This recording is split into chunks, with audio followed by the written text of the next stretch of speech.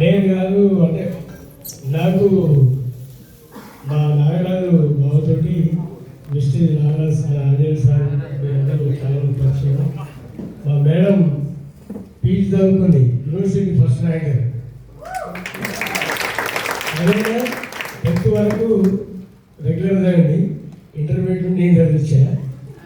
ఇంటికాడ చదివే university ranker అని ఒక జాబ్ రావాలని హోప్లో ఉండే కానీ నా ఎదుగుదలకు ఫస్ట్ కారణం అయ్యి ఇంటికాడ మా బాబులు చూసుకుంటూ వాళ్ళని చదివించుకుంటూ తర్వాత నేను ఏదో తప్పలో భాగంగా మా బావగారు రావడానికి పరిచయం చాలా డిస్ట్రిక్ట్లో చేయగా చాలా బాగుంటుంది.